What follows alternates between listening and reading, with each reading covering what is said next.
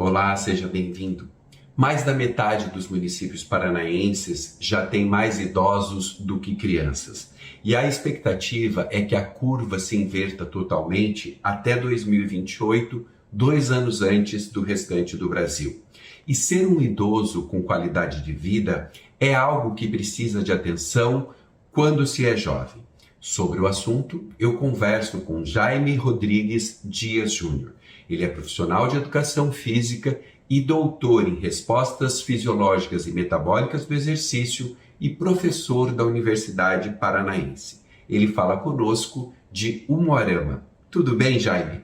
Tudo bem? Nós estamos preparados para envelhecer bem? Apesar do avanço na ciência em relação à saúde e à qualidade de vida, existem muitos desafios, né? Sobretudo no que diz respeito ao comportamento das pessoas. Por exemplo, a adesão ao hábito, a adesão à prática de atividade física, alimentação saudável, redução do tabaco, do estresse. Então, todos esses comportamentos dependem de cada indivíduo, né, para que tenha um envelhecimento mais saudável, um envelhecimento com saúde e qualidade de vida. A ciência nos traz as informações de que prática de atividade física traz inúmeros benefícios à saúde, né? Entretanto, é necessário a adesão das pessoas para que tenha um envelhecimento melhor e saudável. Qual a idade ideal para se começar a praticar atividade física? O ideal é na infância. Estudos apontam que uma criança fisicamente ativa se tornará um adulto e um idoso fisicamente ativo. E, obviamente, né, isso pode proporcionar inúmeros benefícios relacionados à saúde, prevenção de comorbidades, né? Entretanto, na idade adulta ou até mesmo no envelhecimento, se iniciar a prática de atividade física, esses indivíduos também terão os benefícios, né? Como melhoria da saúde, melhora do aspecto psicológico e também social. Quem não começou lá tão cedo quanto criança, como você falou, e pretende, já está um pouco mais madura e pretende começar agora, ela deve iniciar por que tipo de atividade? Deve iniciar com atividades mais simples, por exemplo, caminhada, né? Também pode iniciar com dança, com musculação, porém em uma intensidade mais leve. Então, dependendo da condição de saúde da pessoa, ela pode realizar qualquer tipo de atividade, né? Entretanto, sempre em uma intensidade leve e à medida que for melhorando a aptidão física, como força, resistência cardiorrespiratória, então aumenta-se a intensidade dessas atividades. Em que momento a musculação passou a ser tão importante? A musculação, ela é importante na adolescência. Nesse período, os indivíduos eles estão adquirindo massa muscular, né? Desenvolvimento do sistema endócrino, e a partir daí, se tiverem o estímulo da musculação, eles terão mais massa muscular, mais massa óssea, e isso é importante ao longo da vida, né? Entretanto, um adulto ou um idoso que inicia a prática da musculação, eles têm um estímulo mecânico, isso também favorecerá o aumento de massa muscular, o que será importante, né, no dia a dia para a realização das tarefas, melhora do equilíbrio e da postura e prevenção de quedas, sobretudo na população idosa, né, por ter mais força para realizar as atividades do cotidiano. A cada 10 anos, mais ou menos, qual é o percentual de massa muscular que a gente perde naturalmente pela evolução da idade? A partir dos 40 anos, o indivíduo tem uma perda de 3 a 8%. Isso depende do estilo de vida e da característica genética de cada um. Entre os 20 anos, o indivíduo tem um ganho de massa muscular. Após os 30, eles tendem a manter essa massa muscular. E a partir dos 40, né, há uma redução. Inicialmente, esse percentual é menor, algo em torno de 3, 4%. A partir dos 50 anos de idade, tem uma redução maior. né? E após os 60 anos, né, essa redução ela é mais significativa. Entretanto, né, os exercícios, as atividades físicas serão importantes nesse processo. Isso pode, de alguma forma, ser retardado?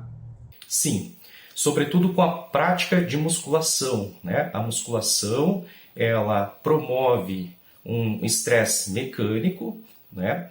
Esse estresse mecânico gera microlesões na musculatura e na reparação dessas microlesões haverá a formação de fibras mais fortes, mais resistentes. Então, o indivíduo tende a postergar esse processo de perda de massa muscular.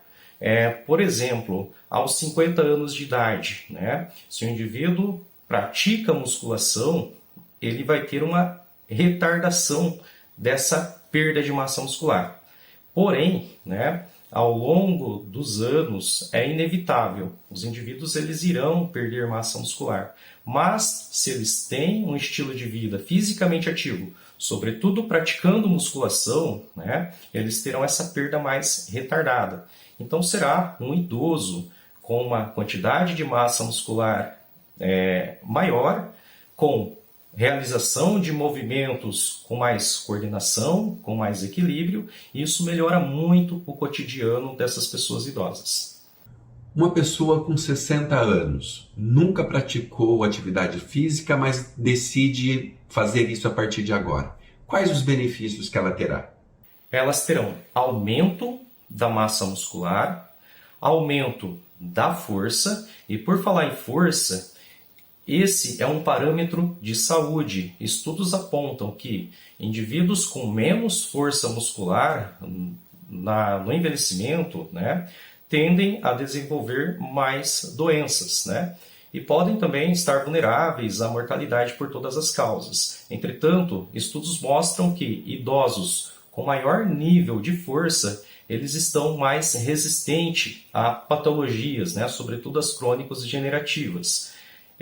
Então, deve-se iniciar a musculação de uma forma leve, deve procurar um profissional, né, sobretudo especialista em envelhecimento, e esse profissional verificará as necessidades dessa população, desse indivíduo, né, digamos assim.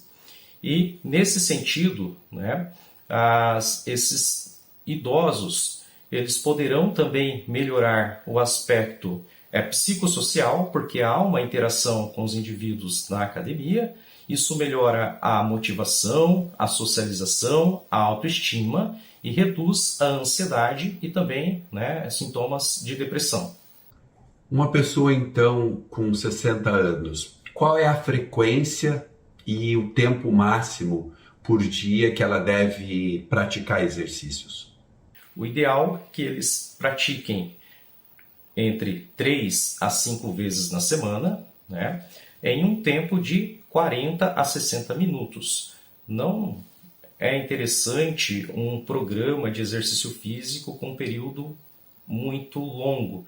Isso pode culminar no desenvolvimento de lesões e também pode tornar a aula menos motivada. No caso da suplementação, ela é recomendada para pessoas com mais de 60 anos? Estudos mostram que a suplementação associada à prática da musculação pode fortalecer massa óssea, né? Pode favorecer o aumento da massa muscular e, nesse sentido, né, tornar o indivíduo mais saudável. E como deve ser a alimentação para se envelhecer bem? Recomenda-se, né, uma alimentação rica em frutas, verduras, legumes, carboidratos, né, devem ser consumidos aqueles com baixo índice glicêmico e também, né, o consumo de proteínas. Evitar então o consumo excessivo de sódio e de gorduras, sobretudo aqueles alimentos processados, né, que também pode aumentar a pressão arterial dessas pessoas idosas. E qual a importância de boas horas de sono também para se envelhecer com qualidade? O sono é reparador. Então, durante o processo do sono, nós teremos as funções dos nossos organismos reguladas. sobretudo em relação ao aspecto nervoso, cognitivo. Então, o sono é importante para melhorar a memória e restaurar, né, os sistemas, né? Então, uma noite de sono entre 6 a 8 horas, né, é importante para esses indivíduos idosos terem todos esses processos. Criança saudável, jovem saudável, adulto saudável, idoso saudável. É essa a lógica? Essa lógica. A infância é muito importante nesse processo. O indivíduo está em fase de formação. É ali que se cria também a personalidade. Então, se ele tem bons estímulos alimentares, incentiva práticas de atividades físicas, com certeza ele será um adulto mais saudável, né, consciente dos seus hábitos alimentares, também dos seus costumes, por exemplo, não consumir tabaco, não fazer uso abusivo de bebidas alcoólicas, né, e terá um estilo de vida fisicamente ativo. Nesse sentido, né, uma infância saudável, uma vida adulta saudável, isso favorecerá também um envelhecimento saudável. Caso contrário, né, um adulto sedentário ele pode desenvolver essas doenças crônicas degenerativas, como diabetes, doenças cardíacas. Isso pode se agravar no envelhecimento, né, causando outras comorbidades, e o indivíduo ter um envelhecimento com uma qualidade de vida mais reduzida. E acho que é importante a gente frisar, né, Jaime, que essa vida saudável na velhice vai trazer uma funcionalidade, você vai depender cada vez menos de pessoas e de acessórios para você fazer as coisas do cotidiano. O idoso terá mais dependência, né, realizará suas atividades de forma mais tranquila, sem depender de outras pessoas. E isso é muito bom para o aspecto mental da pessoa idosa, né? Isso a torna uma pessoa mais motivada, com uma autoestima mais elevada. Então, por isso a importância, né, dos exercícios para manter esse aspecto funcional da pessoa idosa. Quais as dicas você dá, então, para quem quer começar a fazer e manter as atividades físicas com uma rotina daqui para frente? O importante é a pessoa procurar uma atividade física que ela goste.